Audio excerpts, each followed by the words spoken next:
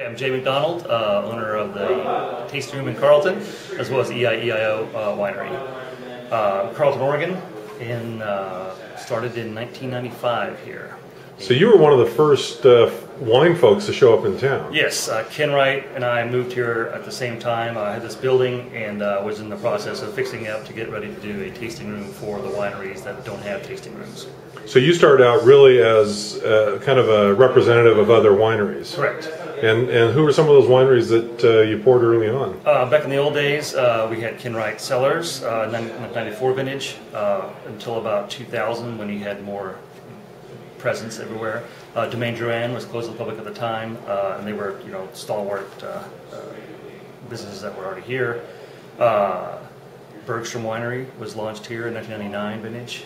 Lots of people who have grown from being sub 1,000 cases to their own empire now, let's say. Right. So it worked out well.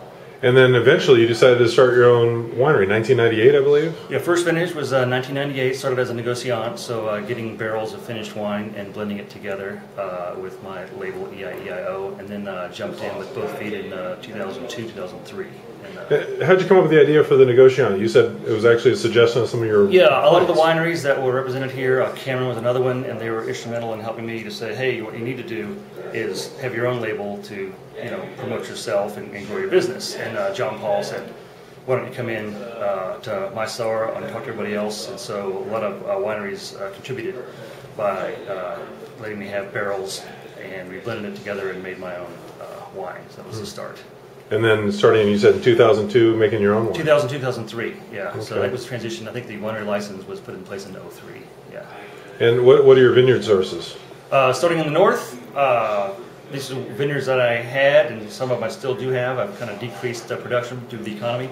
But Wind Hill, way up north of Banks, Oregon, that's owned by Adam Campbell of Elk Cove. Coming this way, we have Lemelson Sturmer, and then Lemelson also has a vineyard right next door to that called Briscoe.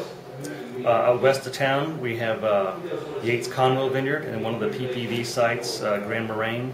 On this side of town over here, Abbott's Claim, owned by Ken Wright. Down further in McMinnville, Meredith Mitchell Vineyard. Dundee Hills, Thistle Vineyard. And in Amity, Palos Sandberg Vineyard. And then for 5 years, I leased from Ken Wright the old block of Canary Hill. Very generous for him. A lot of top vineyards in the North Willamette then. Yeah, it's a good way to learn, because you always hear from people that, wine's made in the vineyard, and there's nothing more true than that statement, because when you got the fruit from Canary Hill, you did your best not to screw it up. And other things you had to really make based upon the quality of the fruit you got. So. Right. How'd you come up with the name EIEIO? Got really drunk, and and a bunch of us were having a good time, and just basically a piece of paper and drawing ideas, and everyone has an ego, but you name the wine after yourself, that's a good thing and a bad thing. And I thought, well, EIEIO, that's kind of funny. And it is named after myself, McDonald, but I think it's a little more clever. Yeah. To have it that way. And the drawing and graphic the next day when everyone sobered up was still a good idea, so we kept it. That was a good sign. Yeah, worked out. Yeah. You've seen the transformation of Carlton from a pretty tiny town into a wine mecca. Now, when you came here, what attracted you to Carlton? I first came here to visit in 1991. A friend, attorney that I worked with in New York, had bought a farm out here, went to Reed College, Lewis and Clark Law School. David Polite, he has Carlton Hill Farm, and I came to visit him, never had been there before. Looked at Portland, came out here, and it was awful weather. November, drizzle, but it was beautiful, you could see. And I thought, this is a nice place. And then 2 years later, I finally said, I've had enough of New York, and I said, didn't make it happen. And so I came out here, I haven't been here once before, and looked at all around the county, and spent about 3 weeks here, just looking at different towns, where to, set up business. And I was always into wine as a hobby, and I thought, why not go ahead and start this? And it worked out well, and I looked at almost every town, and the only 2 towns I thought that really had any upside potential were Dayton, Oregon, because it has a town feel to it, and then Carlton, because it once again has a town feel to it. And when I bought the building here and started the business, everyone in the industry, wine industry, said, "You're making a mistake. You got to be on 99." And I went, "Why?" 99, it's a potty stop, you know, on the way to the coast or the casino. So you're attracting the wrong person. This was a destination. So for the first 7 years, I was the only wine business in town, and it was a destination. And since then, we've got, I think, 23 different winery tasting rooms here. So the most sincere form of flattery is copying somebody, and it worked out well. So. Could you imagine the town emerging like this, especially in the last 5-6 years? Yeah.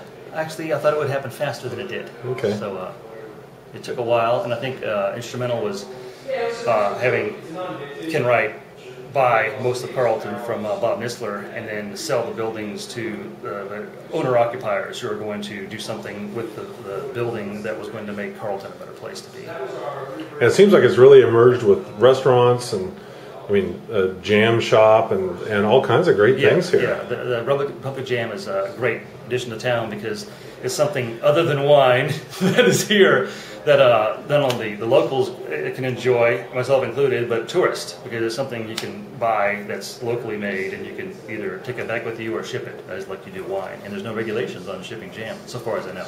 Right. Yeah.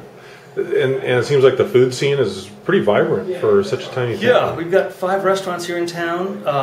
Most of them are fantastic for different reasons. You know, the different filling station for breakfast and lunch, and the same thing with next door.